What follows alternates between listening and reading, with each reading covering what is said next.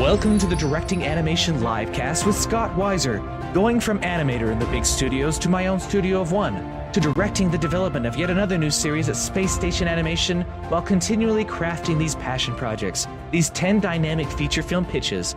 The objective is always to master the art of telling deeply meaningful stories. So today we have Digital Gravy in the house. And they are awesome. They co-founded Digital Gravy, which is a studio that does a lot of it started doing After Effects animation, and then they moved into Toon Boom animation. They were influential, or actually they're the production house on the Tuttle Twins series that Angel Studios has launched. And they created the first ever Salt Lake Animation Expo, which was a smash. To me, it was about as big as the first year at... Fun. We're making games and making our own cartoons and having a blast over here. That's great. Yeah. Oh, yeah. I didn't add that you have actually your own properties that you're pitching and you're developing a card game, which is awesome. You guys kickstarted that, right? You did a Kickstarter? We tried. Yeah. The Kickstarter wasn't very successful, but we were able to still make the game and produce the game. And we've been having fun. Yeah, I think because of the Kickstarter, we had an investor come forward and decide to invest in the game and help us get it going.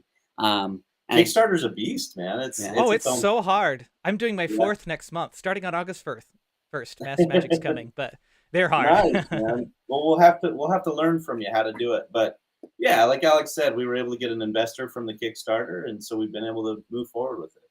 That's great. That's awesome. Yeah.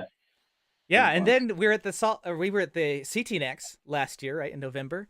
You guys came by my table, and I remember you saying, "Okay, this is awesome. This is it was actually kind of shrinking, right? CTNX was. You're like, wouldn't it be great if we had an animation expo in Salt Lake?" And Sean Boyles and I said, "Yeah, absolutely, that'd be awesome." And you guys were the one who ran with it. You made it happen. So yeah, no, exactly. So Alex and I had never been to a CTN, never been to Lightbox. And we were like, this is so stupid. We've never been. Like, we need to go. So Alex just happened to be in California at the right time. And he's like, we should go. And I was like, all right. So I made a family trip out of it, took my family out there to go meet up with Alex and go to CTN. And while we were walking around, half of the people we met were all from Utah and Salt Lake City. We're like, this is a lot. This is ridiculous that we're all flying out here to meet up together. Sounds like there's plenty of us. Let's just get together in our home. And fortunately, it worked out. Well, and on the title of this video, the more people we talked to about doing it too, the more people were just like, yeah, it makes sense. Why is that not already happening? And just getting that reaction from so many people just kind of encouraged us to actually just go for it, because it just seemed like it was the right time and everybody was ready for it. So yeah. And we learned so much from talking to people, and saying, well, shouldn't we have something in Utah? And they're like, yeah, because animation was invented here in Utah. Right. Like, the technology was invented here. Some some of the original, what is it, 12 men? Yes. 12 old men, of Disney, right? 9 old men. It's 9. 9. There you go. We're from Utah, right? Yeah. And so we have such a rich history, but all that history has gone elsewhere. Yeah, one of those was primarily Eric Larson, who headed up the Disney training program where they would train new animators. And so they're influential. Yeah. He's influential in Pixar history too, So yeah. Ed Catmull, who was pivotal in starting Pixar, right? Yeah. He went to the University of Utah. He did, yeah. So we have all this history here. We should be celebrating it. Yeah, and also we're booming. Like, that was part of my intro to this, as I shared this on social media. I was like, is Utah's animation industry booming? And it is. It really is. We have you guys. We have Angel Studios, what they're doing. We have Studio Zuby, which is creating really top-tier work. We have Space Station Animation that is creating stuff for YouTube, and we're creating a lot of fast work. And we're growing really quickly. So we are. I mean, also, it's just Utah's growing and at such a rapid rate with everything, right? And technology and all these startups that are out here. It's just an exciting time to be here. There's a lot of energy. So let's hitch animation to that cart, and let's go to the moon with it. Yeah. Well, and I mentioned this before the show, but Sean Duras, a social media expert, and he's created our co-founded VidCon. I think they were a big supporter of VidCon, and they're a big Right. reason why that grew so big. And you guys met with him the first time, and we talked about working together. And his estimation for how big it was going to be was much smaller than it was going to be. But again, there's something about animation and animators that we're so excited about animation that the news travels very quickly, and it travels in kind of a different way than it would normally on social media. So, yeah. Yeah. It's a passionate group. It's really fun to be a part of it. Yeah, I think we had Sir Wade, like he was just in town, just heard about it that day and came and tabled. Like, or not that day, but that week. Like he came and was there, spur of the moment, And there were lots of people like that. And luckily the Space Station booth made quite the splash. It was lots of fun, and Space Station's brand is fun, so that was able to shine as well. And great speakers and just everything. The whole event was just wonderful. And you guys were moving around nonstop. Like I could tell you were busy and you were passionate and you were in the event. So yeah, it was a little bit hectic, mainly for this guy. I mean, Alex, he really organized the entire thing. Yeah, and I was kind of his designer, basically. Yeah. So I can't take much credit. This was Alex's baby. That's awesome. Kind of like the history of your studio too. You're the one who started, Alex, right? And then Chaz joined with Digital Gravy? Well, no, Chaz was doing it long before me. I come from a film world background, and I did film producing. But I jumped on and I just started doing the business end of what for Chaz. And Chaz was doing motion graphics at the time, and just me doing client communication and kind of taking that part of it, so Chaz could just focus on the artwork, allowed us to just keep accelerating how quickly we were accepting jobs. And then we started saying, well, okay, what if we accept a job and we ask somebody to help with it, so it's not just you? And then, oh, what if we just tell this guy to come sit and work with us, and we'll keep feeding him work, and let's offer somebody a job to just come on to the team. And it just grew and grew until we got a big team today. We usually fluctuate between 15 to 20 people now. And it's fun. It's fun. We have a blast. And that's a wonderful size to be at too. It is. And, yeah, we like it. Yeah. Yeah, and you've grown like so well, so strategically. I'm really proud of you guys. I mentioned this in my speech there at the Animation Expo, but we had, and I loved it when you titled this story at lunch, where we had put in for the same bid on a project. It was an After Effects. Yeah. Well, it's become Toon Boom now, and I won the bid somehow, and that's how you guys met me. But then the ongoing rest of that series, they wanted to do it in Toon Boom, and you guys had hired Matt Watts, who's an amazing Toon Boom animator, and you gave him the license to teach everybody, and he did a great job at that. And you have all these great Toon Boom animators now. And I remember saying, oh, I wish I had hired that guy before Digital Gravy had hired that guy. But then at the same time, it's like, well, my road's gone in a different direction, right? I've joined Space Station Animation, and yeah, who knows where it's going to go after that. So yeah, man. Well, and I don't know if it's just the animation community, but I just feel like there's a really special, like, success raises all tides. We want everybody to be successful. Yeah. And we want like there's friendly competition, right? But really it's all about how can we help each other. At least that seems to be the feeling I get, That's at how our it feels meetup to me too, for sure. and the expo. And so you win a project, then we win it, and you win it, and then we win it. Whatever. That's great. Yeah. Like, let's talk about how what was successful and what wasn't, and let's learn from each other. And that's the feeling I get, and I love that. Yeah. I love it.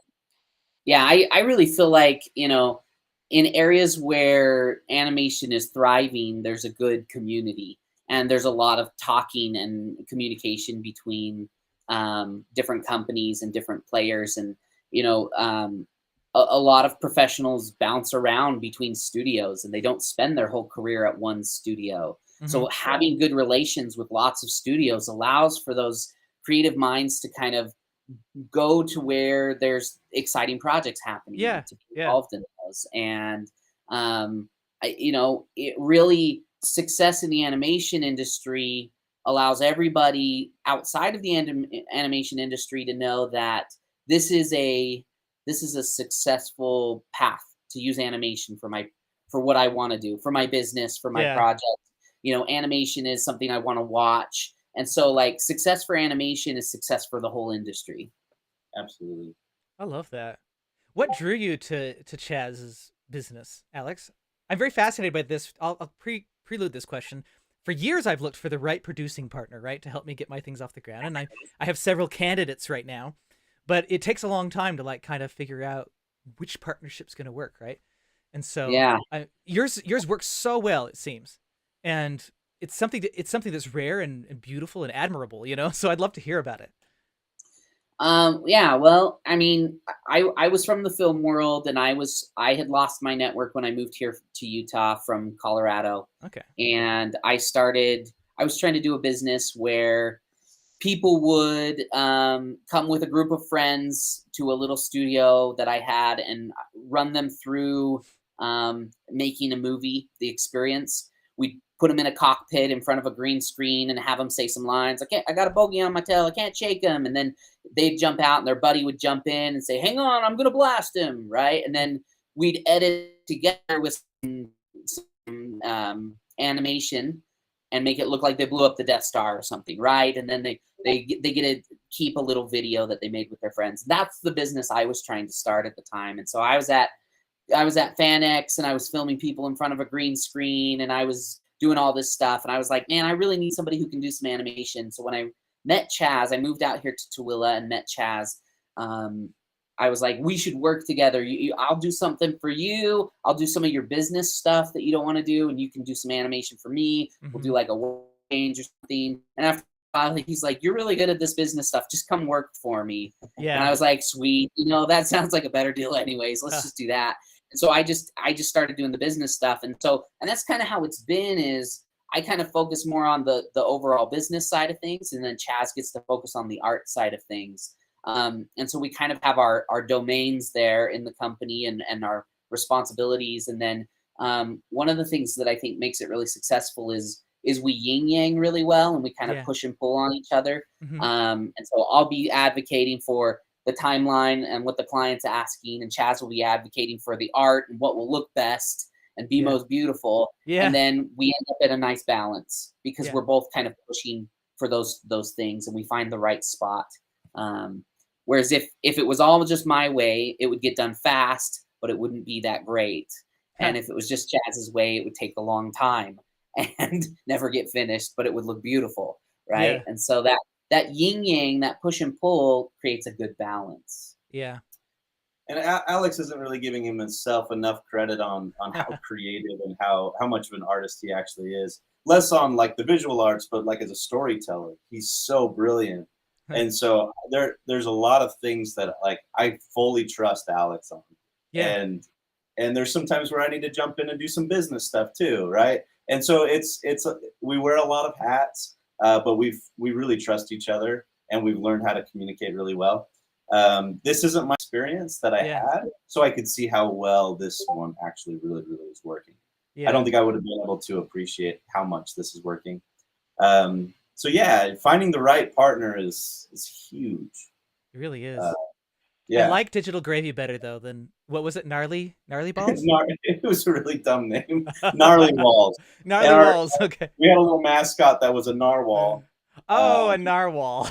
And it's embarrassing, but the reason I named it Gnarly Walls is because, or wanted a narwhal as our mascot, was I had just learned like a week before we set up our company that a narwhal wasn't a mythical creature.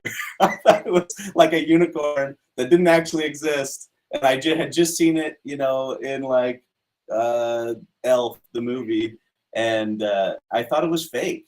But when I learned that it was real, it was so mind-blowing to me. I just love kind of the mythical quality of that, but like it was actually real. I just thought that was cool and mind-blowing that those things actually exist, the unicorn of the sea. That's cool. Yeah, that's fun. I like the concept though of Digital Gravy, where it's like you bring your project and we add the gravy on top. We make it taste good, look good, and we love that it was kind of like saying we can add the cherry on top, right? We can do all the awesome things, but it's also kind of gross and comical, to call it gravy. The cherry on top. A little more meaty, a little bit, grosser, Yeah. a little bit, Digital Felt cherry, more like digital whipped cream. I don't know. Yeah. Digital gravy's nice. Yeah. So yeah, coming up with digital gravy, that was fun. That was fun, and it's always a conversation starter. Like, why in the world did you name your company Gravy? That's fun to talk about. Yeah, that's awesome. And great answers. I enjoyed all of that. I really I'd love to hear more about. We have two directions we could go. We could either talk about the challenges of like starting up a studio and the different bumps and struggles you've had and how you've overcome those, because you've obviously lasted several years, or we could talk about the production in Tuttle Twins and how that's gone. Let's talk about a studio. Let's talk about studio. Okay. I'm open. Anything you want to ask us, I'm happy to talk about. Maybe we'll touch on both of them. Let's go with the studio. Yeah, what would you like to know? Point us in a direction. The bumps, like, it's hard. You've already started one. It I wouldn't say failed. You learned from it, right? It was the wrong direction. You've found the right direction. And but I'm sure there've been bumps along the way, you know. You have to keep 15 people paid and inspired and productive, you know. And we're doing that with 30 to 40 right now at Space Station, and it just keeps growing. So yeah, what have the challenges been? Oh yeah, and the rewards. And the rewards, and having COVID be right in the middle of all of that too was an interesting challenge. Yeah, I remember one day we had made some hires, and then we all went remote, and so we were working with, I don't know, we went from like working with like 8 people to like 15 people, but it all happened remotely. Oh. And then the first time we all came back into the office, I was terrified. I didn't know how to handle like being in the same place with that many people and like expected to be like a manager. And I was so scared to see that many people in our office. I don't know why. It's all been great. But it was intimidating to me. Yeah. To have them all looking at you and expecting you to lead, and all at once, and not in just little across the internet communications. It was a little bit different, but it was funny. I mean, some of the things that I found really interesting in this experience of growing our studio is one of the complications for us is we've changed industries multiple times, right? So we started motion graphics, and that's what we were doing primarily when I came on with Chaz. Gotcha. And then we shifted to more character narrative, but still in the business industry. Mm-hmm. And then now we've shifted into the entertainment industry. And so each time it's been a huge transformation of the company, our processes, our policies, our softwares, where the bulk of the work happens, what's important and priorities, and how client communication goes, how organization happens. And we've had to like reinvent our stuff. I'd add one more to that. We went from being an individual artist, right? Oh yeah, it was you. Chaz. We were called Chaz Digital Craftsman was the name of the company. Single freelancer to motion graphics agency and a team, right? That was a big jump and a big hurdle as well. Yeah. Sorry, I cut you off. Keep going. No, exactly. And I mean and then starting a card game, developing our own IP, like those are all kind of different boats to drive. And then the expo, right? And all of those things, all of those pieces have had vastly different like structural needs and organization and processes. And so like I feel like we're constantly changing the way we do things, which has meant our team has to be really super flexible. Yeah. And really dealing with us saying, okay, now we're doing it this way. Now we're learning this new software. Now we're trying this. Now we're this company. Yeah, now we're this company. Change our name. Yeah. And so that, I mean, that's been something that's been really interesting and a challenge to try to keep up with, and you can't get comfortable with a certain way if you're kind of evolving like that. Well, that's the nature of being in the animation industry.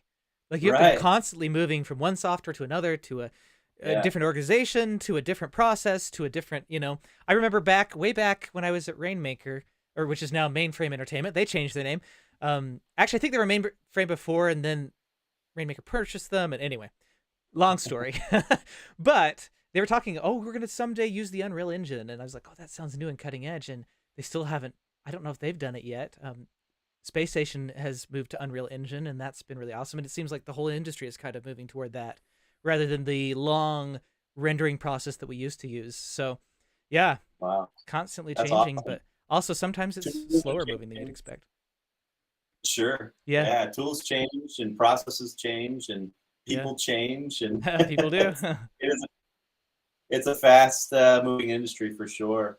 A lot of that shifting for our company has been kind of organic. We find ourselves over here now, but a lot of it has also been very intentional, um, and it's very much a fake it till you make it sort of thing. We're like, okay, we want to shift away from motion graphics and doing these corporate explainer videos, and we want to tell stories. Yeah, How do we do that? We've never made that kind of work. We don't have any of it for our portfolio. And so how do we puff up our chest and say, this is the type of studio we are when we don't have that kind of work?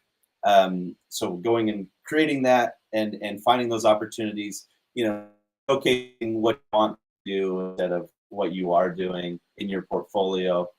I mean, that's really how Digital Gravy was born, right? Because we were Chaz digital craftsmen. That was you. We were getting single freelancer type work. And I said, there's more money in a bigger project. If we can get a project where they trust us with something bigger, then we'll get more money. But we can't look like a single person. We have to look like a team. So I said, let's rebrand. Let's look like a team. And then people will give us the bigger projects. And so we said, okay, let's call ourselves Digital Gravy. And we're going to say we at Digital Gravy and our team, and we're going to use those words on our website so people realize that it's more than just one person. yeah. And then we started getting those bigger projects, and we had to then bring on help and work with freelancers and hire people because we did start getting those bigger projects. And then, we said, we want to do more character-based stuff, but we don't have any character-based stuff. Okay, well, let's show everything character-based we have and only try to show that stuff. And let's talk about how we tell stories and we animate characters.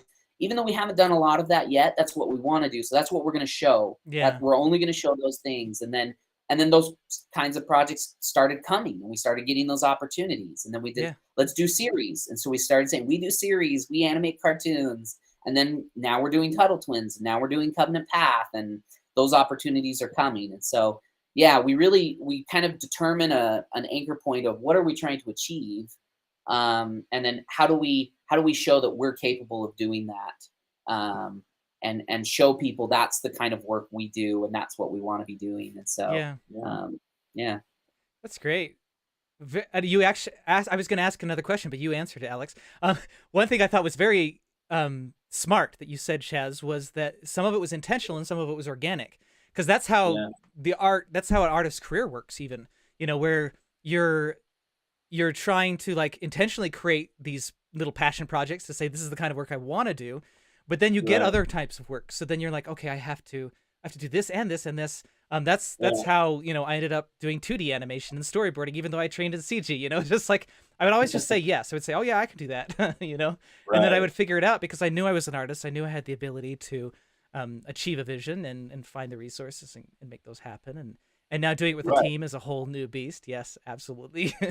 Because you're then trying to select that right person who's a good fit and like good to work with. People who do good work and good to work with are good to work with is kind of what we look for, and sometimes it feels a bit more rarer than we think it should be.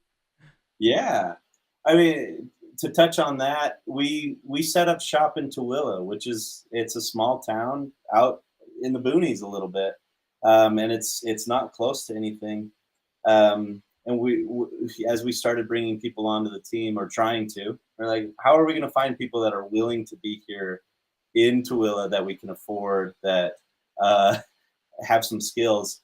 And really, if we found somebody who had done art before, we were like, let's talk to them. Oh, you've used a computer and you've solved some problems on a computer. Let's talk to you. Can we train you into being an animator? And a lot of our first hires were a lot of that. There was a willing person, Yeah. And we were like, okay, we'll train you. And we were really lucky. We found some really great people that we were able to train up. And that process took a long time. Um, and maybe wasn't the most ideal, but it worked, and it allowed us to get started.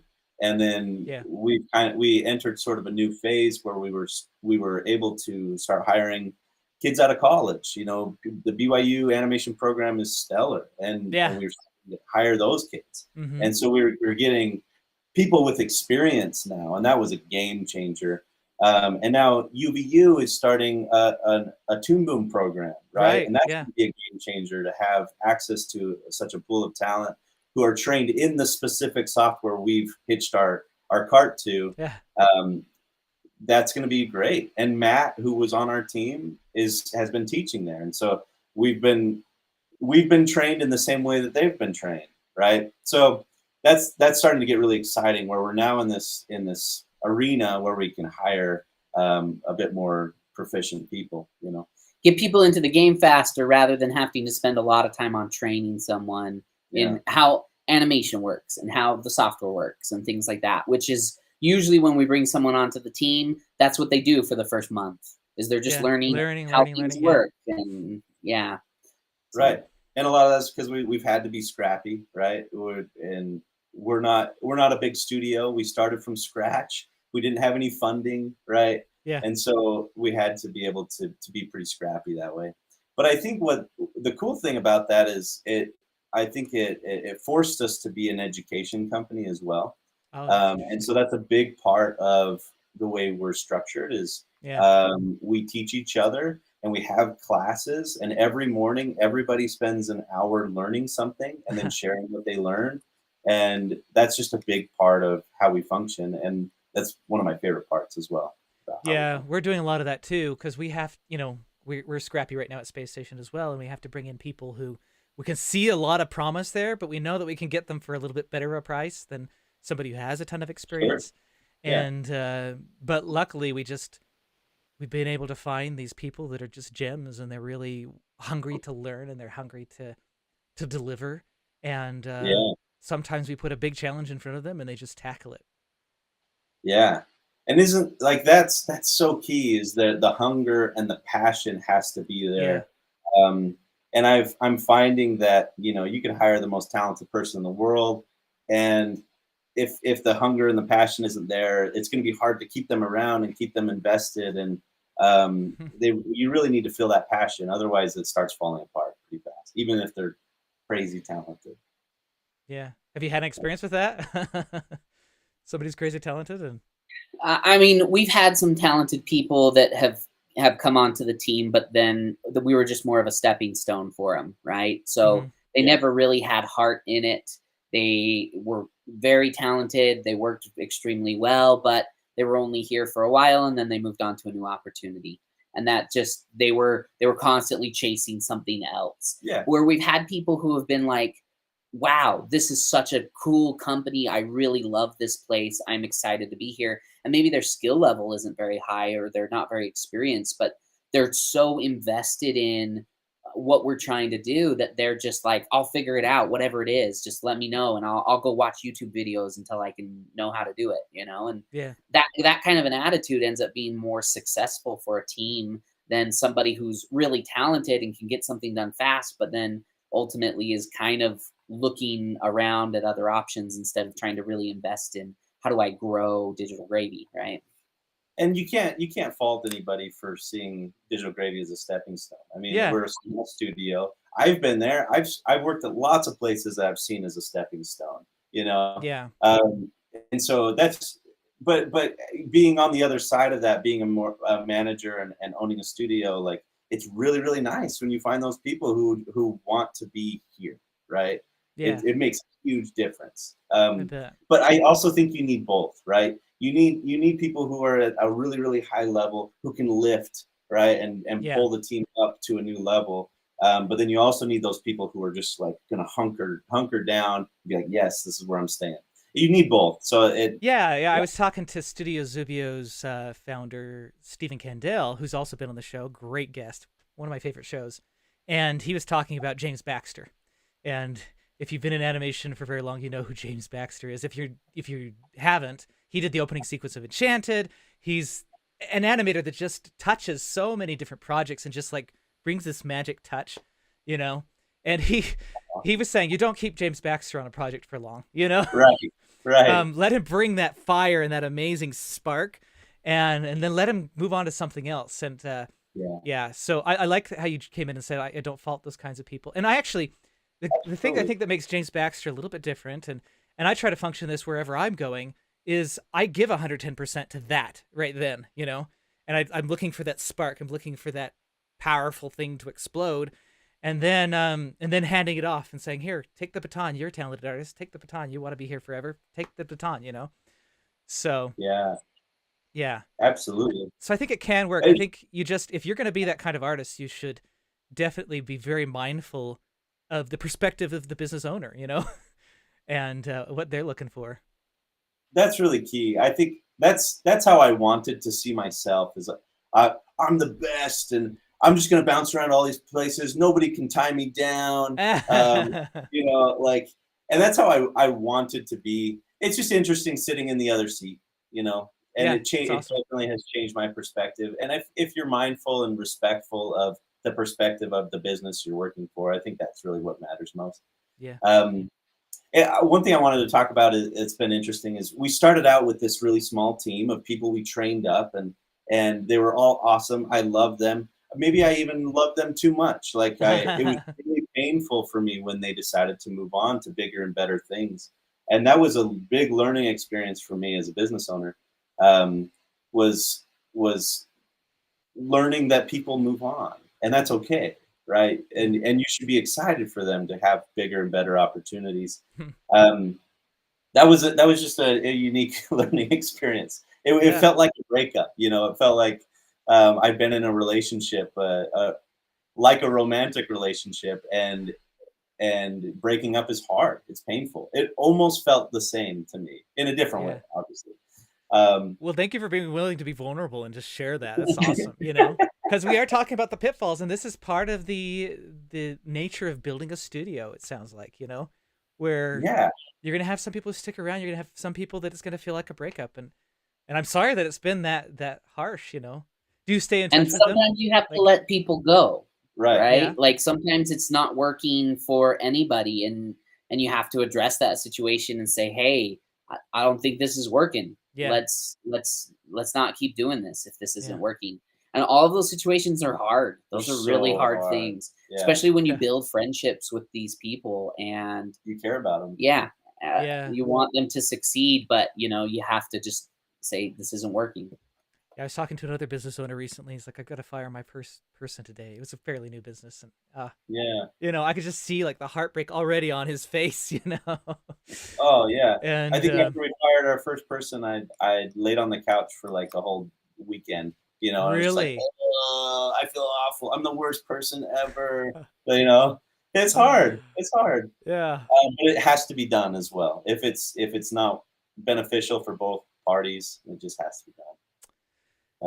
I love the conversation with this way though, because part of the point of this show is to have conversations that make the industry a better place. And you know, for years I've wanted that company where I could just stay forever, you know.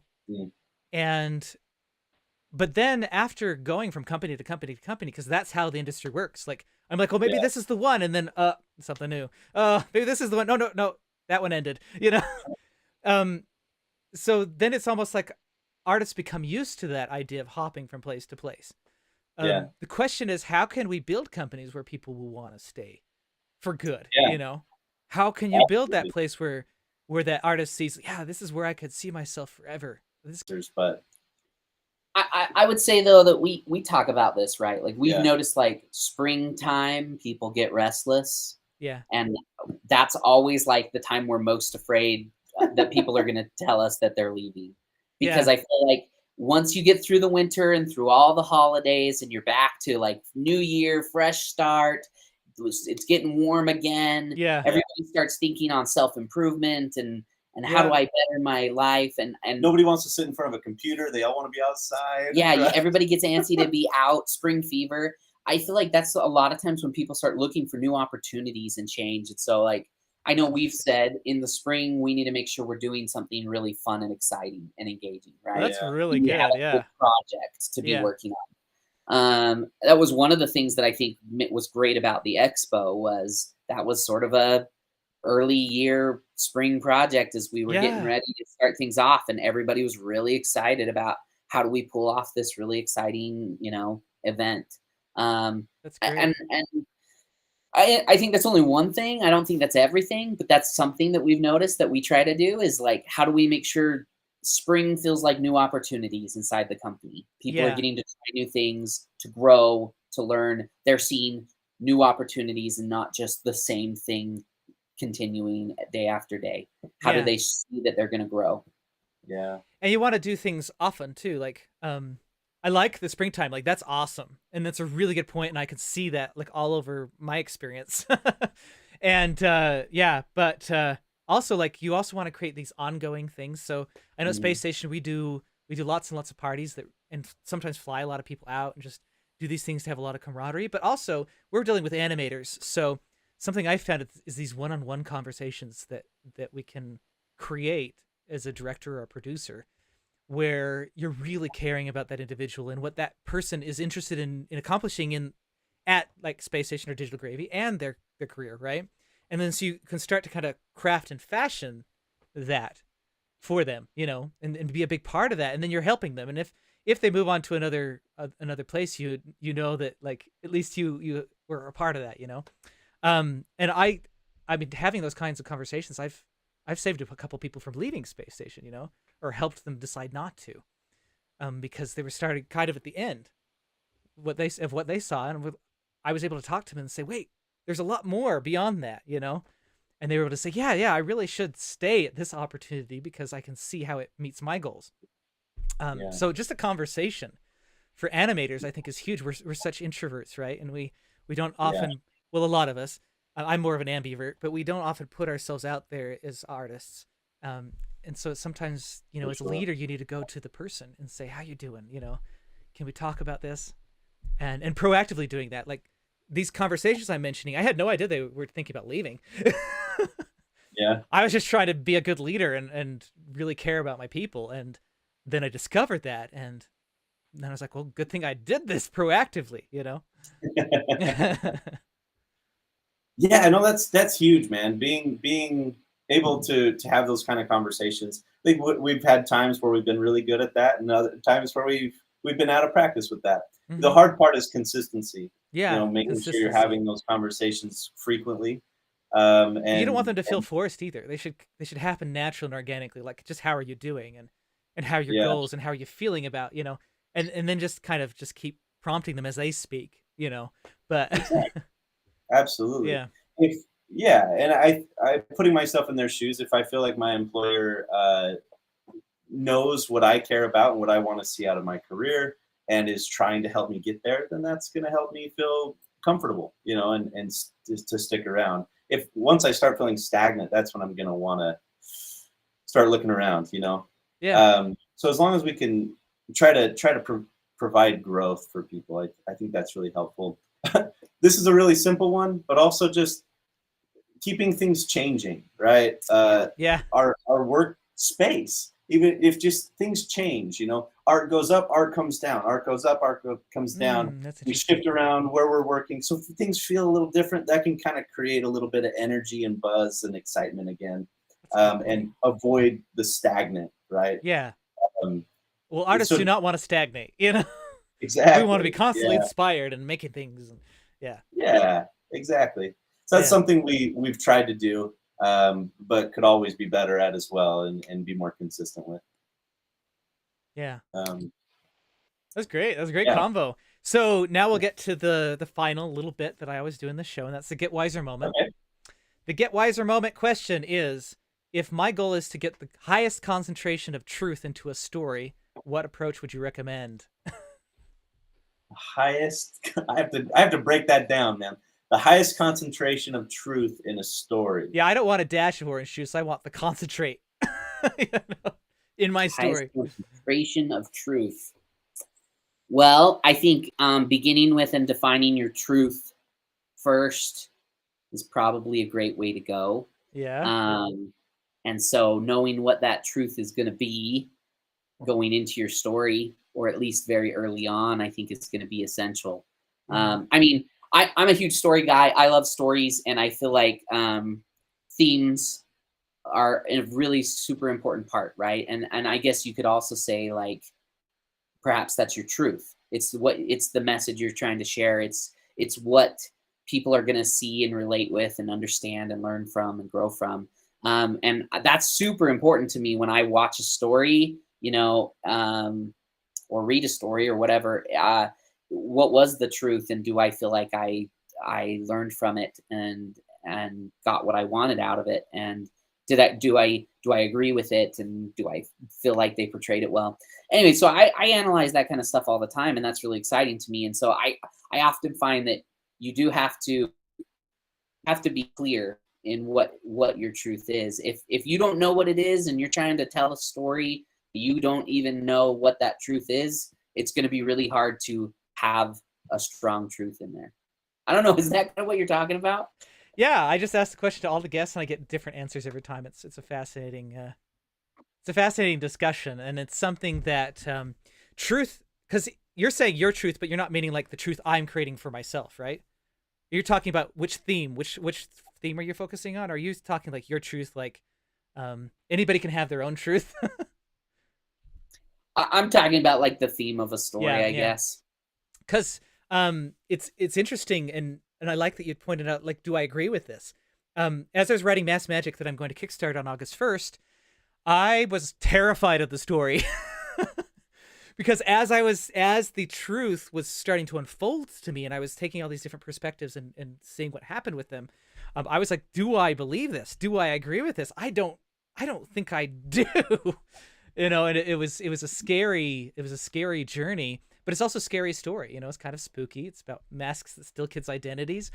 And so I think that was the journey that was necessary to go on. By the time I finished the story, I'm still, I don't think you've done a good job if you're not nervous about putting the thing out into the world. But I definitely do believe it. I do believe that I explored it fully, the theme. So, yeah, I think that was an excellent answer. Got me thinking. I think that's awesome. I'm going to be devil's advocate a little bit. Okay. I love devil's advocates. The devil out of a lot of things. Out of a lot of trouble. This is how this partnership works. This is how this works. Gotcha. I pull one way, he pulls another. So awesome. I love and agree with everything you guys are saying. I'm less of a story guy, and so I don't think about story as much. But I'm often given a story and told to make it work, right? Make it beautiful. Yeah. And there have been times where we've been given a project where we had some big conversations. Do we agree with this? Do we fundamentally agree with this? Is this okay? That we're stamping our name to it. Yeah. And it's been really, really tricky. But what we concluded on some of those is that our truth is we need to feed our families right now. Gotcha. That's important, and that's true. Yeah. And so we've chosen to do that. To work on some projects that may have been a little bit iffy for us, but if it allowed us to feed our family, we did it. But that's not the ideal. I think now that we're more in a position to pick and choose and write our own stories, I do think if the theme of your story is something you fundamentally don't agree with, you're not going to write a very good story. You really have to believe. But why would you be writing it if you don't agree with it? That's the thing. Like, what are you there for? Yeah, well, and me not being really a story guy, I might just think, oh, it would look cool to have this in a story, and I'm not really thinking about theme, and I inadvertently kind of come up with a story that isn't good. But I'm just excited to show the visuals because I'm a visual guy. Yeah. But I've learned a lot about theme and what makes a story from Alex. And yeah, it is super important, and I love hearing you guys talk about it. It's really cool. Yeah. I don't think I answered your question at all, but it's a fun conversation. No, there is that reality of like, I've got to put food on the table, and there have been projects I've worked on, many projects, where I'm like, I would have written that differently, or like, yeah. but at the end of the day, it's like, well, I'm the animator on this project. I can't go to the director and say, oh, well, I have suggestions for your story. You haven't really done the right homework and you haven't followed the right structure, and even working on what I'm working on now, there still has to be give and take. There still has to be the vision of Shonduras and the vision of Space Station and how this new project fits in. And when it comes out in September, we'll see how it resonates with the audience and whether they feel something distinctly different about it, or whether it just feels like what they've seen before. Hopefully it's distinctly different. That's been our goal. But yeah, it's all a journey. It's definitely a journey. And I think when you find one of those projects that just feels so special, I think you want to work on it so much harder. Like Masked Magic, the book I'm kickstarting August 1st, it is so special, even though it was terrifying. And there were times where it had me questioning even my own faith, honestly. So it had me questioning like what I perceived to be the truth. And it was a fantastic ride to go on, and grew and learned a lot from it. So yeah, anytime we get those special moments, I think we should jump and do it. That's yeah. Cool, man. Is that like a core theme that is in all of your stories, is kind of searching for truth, would you say? Well, I want to have a deep sense of the truth in anything I do. Yeah. Right? A deep exploration of the truth. The interesting thing about the truth is it's like that's what we're constantly learning about as human beings. We're learning about what meaning is and where it's found, and how I can extrapolate that and make my life more meaningful. And so, that is a common thing. I wouldn't say that's the theme of every story. Every story has its own little bit of the truth piece that I'm exploring. But yeah. Oh, cool. I love that, man. I'm sure a lot of people do that, but I love how clear you're stating it, and how much intention you're going through with that. That's cool. Yeah. Well, and it's also, it's not really super appealing to artists to hear this, but the further you get, the better you want to become as a storyteller, the more you have to realize that you're the slave of your story, not the master. So, yeah. The story starts driving you. Is that kind of what you're saying? Well, if you want to create something, organic and truthful, right? As if it really happened, even if it's a fantasy, even if it's a bunch of fairies floating around or something, Sure. So in that instance, it's like you kind of have to let the muse drive you rather than you drive the muse at that point. Yeah. I love hearing about that. Like I said, I'm not a story writer. Yeah. So this is really fascinating to me. But I don't know how much time we have. We are done. We've gone over a little bit, but it was worth the discussion. It definitely was. It was worth having you guys on the show. And if you guys want to follow, Digital Gravy or Chaz or Alex, I have their links to their social media down in the show notes and their website. And just check out what they're doing. And yes, come to the Animation Expo next year. And until next time, I hope we all get a little wiser. Thank you for watching the Directing Animation Livecast, hosted by Scott Weiser, audio version edited by Kira Horowitz, copyright Scott Weiser LLC 2022. Don't forget to subscribe on YouTube and ring that notification bell.